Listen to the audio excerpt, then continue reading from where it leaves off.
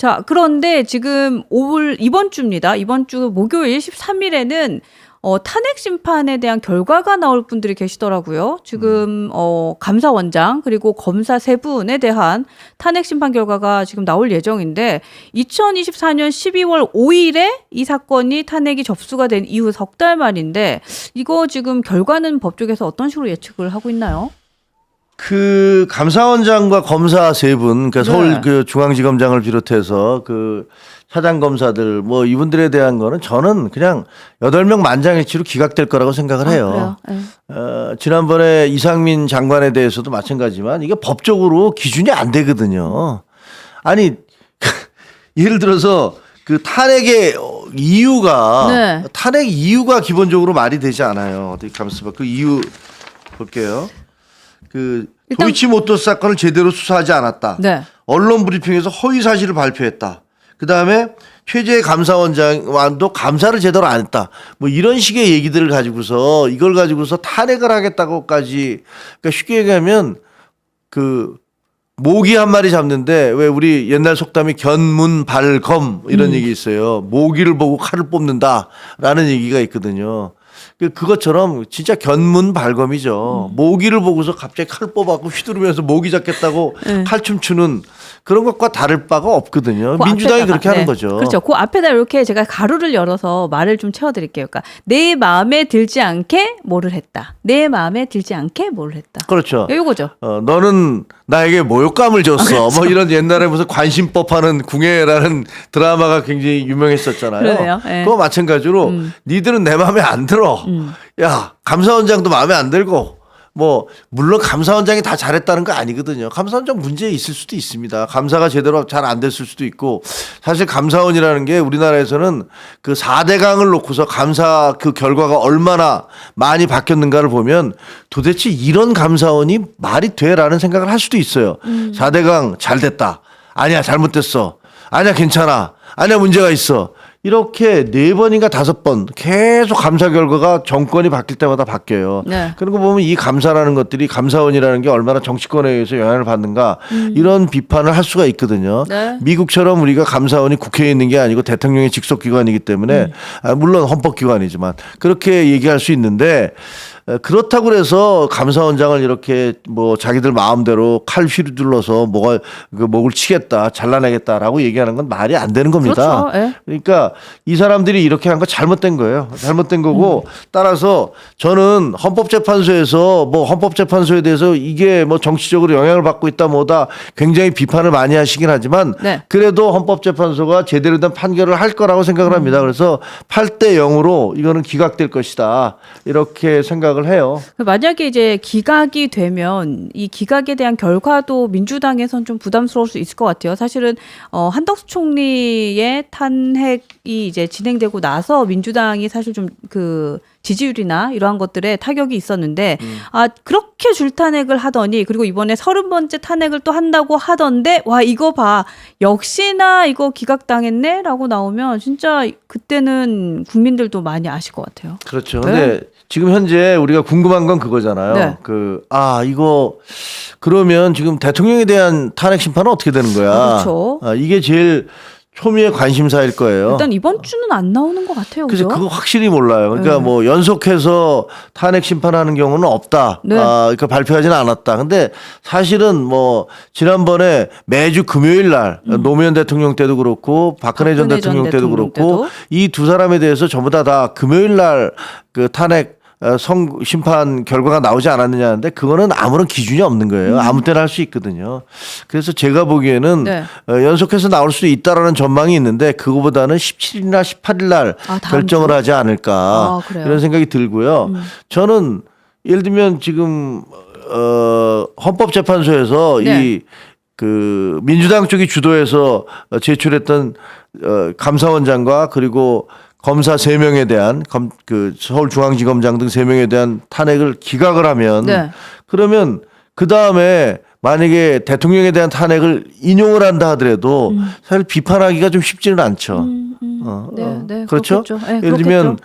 이진숙 방통위원장에 대해서 4대4로 해서 이거는 그분이 이제 탄핵이 기각이 됐잖아요. 네.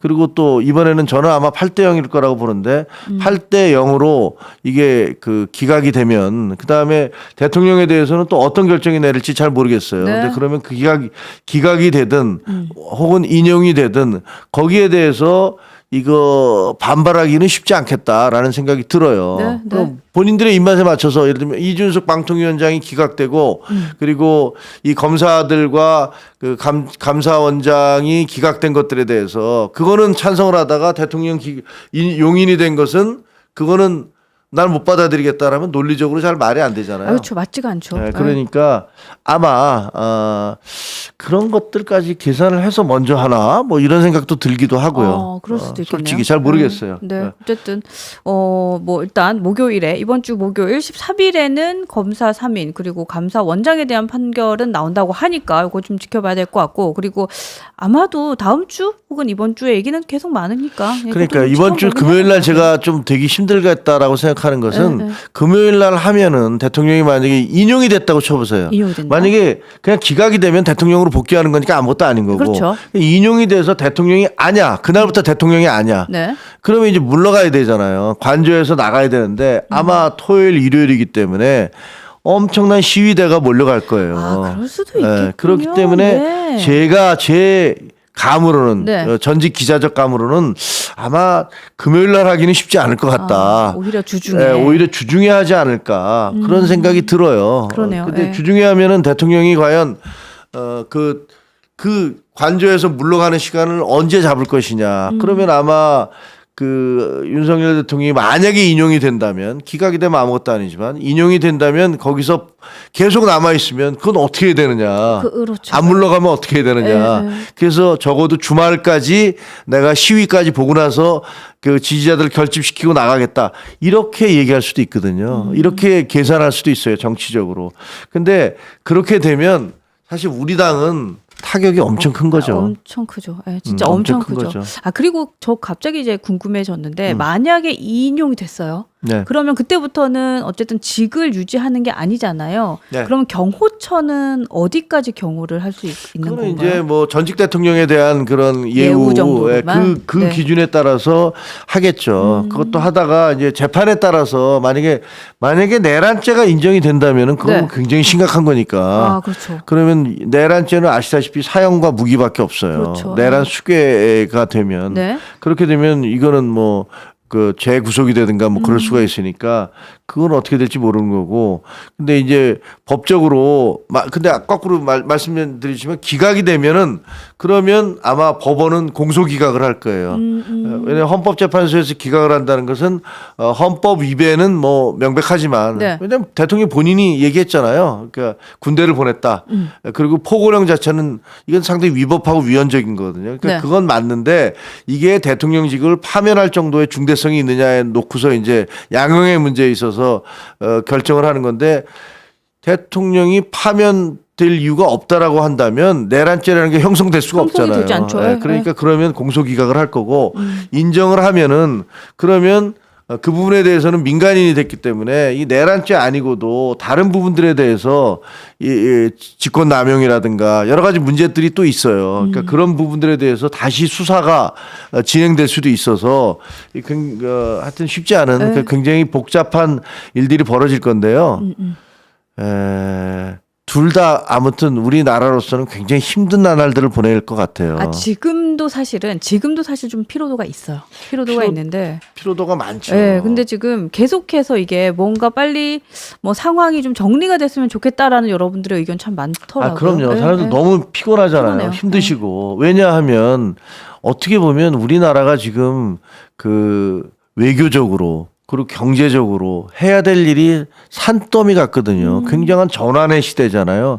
이 전환의 시대에 이 위기의 순간에 이 위기를 잘 극복하고 넘어가야 되는데 트럼프라는 좀 특이한 대통령이 미국의 세계의 어떤 가장 강대국 미국의 대통령이 됐고 참 녹록치 않은 북한에는 사람이. 또 김정은이라는 거의 뭐 반 미치광이에 가까운 사람이 지금 그 권력을 잡고 있고 그렇죠. 네. 그다음에 푸틴이 지금 우크라이나와 전쟁을 하고 있고 뭐 이런 굉장히 복잡한 상황들, 중국에는 시진핑이라는 중국몽을 꿈꾸면서 아시아 전체의 재패를 꿈꾸는 그런 사람이 이게 스트롱 리더잖아요. 그런 사람이 또 등장을 했고 이런 상황이니 야 이것을 우리가 어떻게 이 위기를 극복할 수 있을까에 대해서는 사실은 굉장한 과제가 저에게 떨어진 셈이에요. 아, 그러니까요. 그리고 여러분들도 사실은 계속해서 이제 글 주시는데 뭐 경제에 너무 타격이 큽니다부터 자영업자들 맞아요. 줄도사님니다라는 얘기도 하시고 근데 그래도 좀 많이 위로받았던 것 중에 하나가 그 북콘서트에서요. 그 한동훈 대표가 우리나라에는 조선업이란 카드가 있습니다. 이 얘기 하셨을 때 많이들 용기 얻으셨대요. 맞아요. 예, 예. 자, 근데 우리 PD님이 네. 좋아요를 더 많이 눌러달라고 하시네요. 좋아요가 아직 그